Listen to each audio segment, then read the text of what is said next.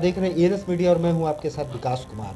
हमारे समीप मौजूद हैं दुर्गेश मिश्रा जी हैं, जो बांका में जो अवैध उत्खनन जो चरम पर है, बांका की हर नदियों को जो है ना विधवा की सूनी मांग की तरह जो है बना दी गई है। जल का जो स्तर है बांका जिला में, कहते हैं 180 फीट 200 फीट नीचे जो है बोरिंग करना पड़ता है, तब जाके पानी निकलता है। वो भी सालों भर नहीं आता है। जब प्योर गर्मी का मौसम होता है तो उसमें भी लेयर नीचे चले जाता है। अवैध उत्खनन का जो मामला है ये पूरे बिहार में है, लेकिन अगर मैं डाटा की बात करूं तो बिहार में सबसे अव्वल दर्जे पे हमारा बांका, और जो चूंकि निकट में भागलपुर है, ये दोनों का सीमावर्ती क्षेत्र है। कल आपने हमारे एएनएस मीडिया में देखा था, हमारे डीआईजी साहब हैं भागलपुर रेंज के, वो अमरपुर थाना पहुंचे थे।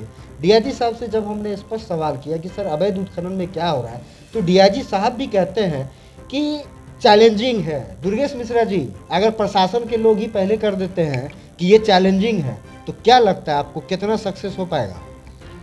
देखिए, प्रशासन के लोग अगर चाहेंगे तो बांका में पूर्णतः अवैध खनन पर रोक लग जाएगा। दुर्भाग्य क्या है हमारे बांका के आम आवाम जनता का कि जिसको रक्षक बना करके सरकार ने बांका में बिठाने का काम किया है, वही बांका के लोगों का आम आवाम जनता के लिए भक्षक बन के बैठे हुए हैं। और ये घटना वर्तमान समय की नहीं है, पिछले भी है। अगर मैं पूर्व की बात करूं, पहले एक पूर्व यहाँ पे एसडीपीओ हुआ करते थे, दिनेश चंद्र श्रीवास्तव। अगर वहाँ से बात करें, अगर 5 साल पहले से बात करें, तो क्या लगता है उनके दौर में कितना था उत्खनन और वर्तमान समय में कितना है? देखिए, दिनेश चंद्र श्रीवास्तव साहब के समय में भी अवैध खनन होता था, लेकिन आपको शायद मालूम ही होगा कि उन्होंने बालू माफियाओं पर कार्रवाई करने के दौरान 2 से 3 बार उनके ऊपर हमला हुआ। अमरपुर में एक बार जब हमला हुआ तो उनका जान जाते जाते बचा, उनका सुरक्षाकर्मी उनको बचाने में सफल रहे, अन्यथा उनकी मौत हो जाती है। वर्तमान एसडीपीओ जो हैं, आज तक मैंने नहीं सुना है कि इनके ऊपर अवैध खनन रोकने पर बालू माफियाओं के द्वारा हमला किया गया है। ये तो इनका गुड मैनेजमेंट है। सुनते हैं बजरंगी भाईजान को लेके घूमते रहते हैं बजरंग बली की तरह, तो कैसे होगा?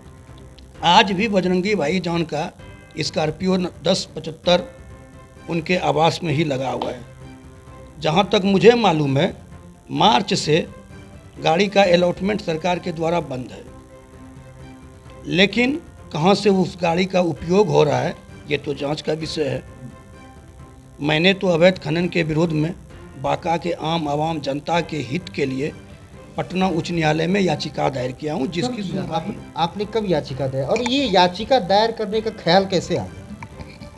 मैंने विगत 15 से 20 दिन पहले याचिका दायर किया हूँ। पहला सुनवाई 13/9 को था, फिर 27/9 को सुनवाई होना है। याचिका दायर करने का ख्याल इसलिए आया कि मैंने कई बार अवैध खनन के विरोध में विभाग के वरीय पदाधिकारी को, डीजीपी साहब को आवेदन दिया। होता क्या है, पटना से जांच इन्हीं लोगों में से किसी को भेज दिया जाता है और कार्रवाई के नाम पर शून्य होता है। मुझे तो आश्चर्य यह लग रहा है कि मुझे अवैध खनन के विरोध में आवाज़ उठाने को लेकर के एक नंबर से मुझे व्हाट्सएप पर इतनी गंदी गंदी मैसेज मेरी बेटी के बारे में लिख करके भेजा है। उसी नंबर से शिक्षाविद संजय चौहान, जदयू नेता मृत्युंजय सिंह, जिसने भी अवैध खनन के विरोध में आवाज़ उठाने का काम किया, सभी को एक ही नंबर से अश्लील मैसेज भेजा गया। उस मैसेज को देख करके मैं काफ़ी तनाव में था, काफ़ी दुखी था। मैं अपनी बच्ची का विश्वविद्यालय में दाखिला कराने के लिए बिलासपुर में था, छत्तीसगढ़ में। मैंने अपनी पत्नी को फ़ोन करके जिलाधिकारी महोदय, बांका के पुलिस अधीक्षक महोदय और मैंने अपने स्थानीय थाना में आवेदन दिया।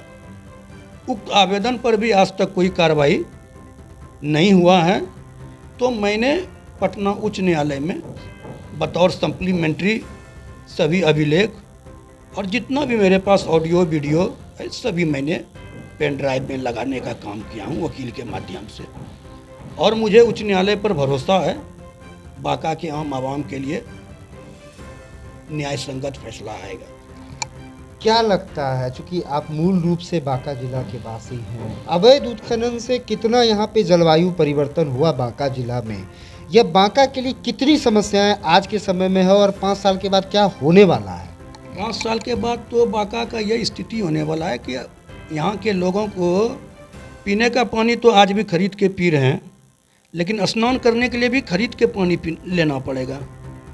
और सरकार बेशक कार्रवाई करते हैं, लेकिन जांच का जो प्रक्रिया है वो बेहद लापरवाह स्थिति में होता है। जिस भी पदाधिकारी को जांच में देता है स्थानीय बांका के, वह जांच समुचित नहीं हो पाता है।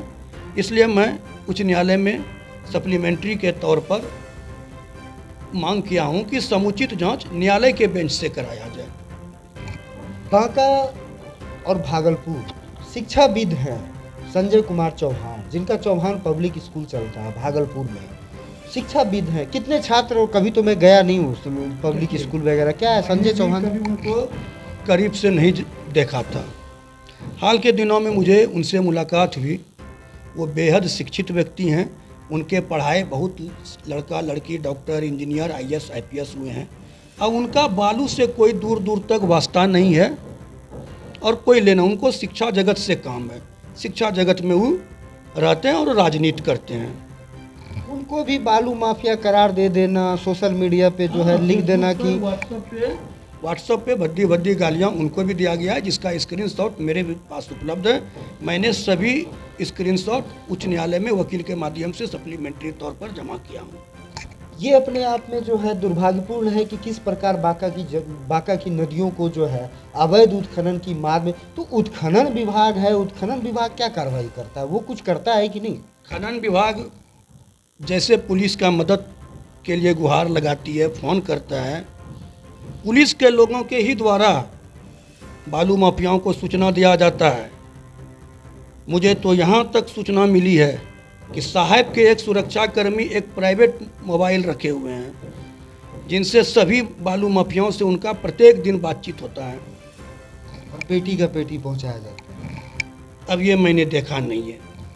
बहुत बड़ा रैकेट है, कहानी बहुत दूर है और मामला बहुत है। कहते हैं कि जितने भी नदियां हैं, शंभूगंज प्रखंड का अगर बात करें, जो भी चीज़ें हैं, चांद नदी की बात करें, ओढ़नी नदी की बात करें, अवैध उत्खनन इस कदर है कि साहब लोग जो है ना लगे पड़े हैं। यहाँ तक कि बड़े साहब भागलपुर से भी चल के आते हैं। DIG साहब भी इस मामले में चुप्पी साध दिए। क्या लगता है, ऊपर तक खेला है? देखिए, यह बात कहना न्यायोचित नहीं होगा कि खेला है, लेकिन मैं मिलूंगा DIG साहब से व्यक्तिगत तौर पर, क्योंकि मुझे कल DGP साहब से पटना में मिलना है, तो मैं आपसे बात करके पटना के लिए ही निकल जाऊंगा। मैं निश्चित रूप से सभी वस्तु स्थिति की जानकारी कल DGP साहब को दूंगा और माननीय खनन मंत्री आदरणीय विजय सिन्हा जी को अवगत कराऊंगा, क्योंकि मेरी दूरभाष पर उनसे बात हुई है, मुझे कल बुलाया गया है।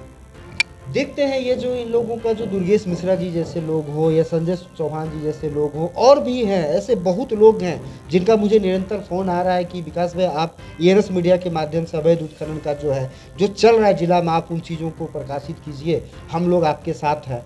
तो ये एक मुहिम है। मैंने शुरुआत से कहा मैंने पत्रकारिता अब शुरू नहीं किया, लेकिन आज मैं कहना चाहता हूँ कि अब मैंने पत्रकारिता शुरू किया है। अब देखते हैं मैं निष्पक्ष और निर्भीक पत्रकारिता कब तक कर सकते हैं और आप लोगों का साथ कितना मिलता है। बहुत बहुत धन्यवाद। आप देखे थे ENS मीडिया, मैं विकास कुमार।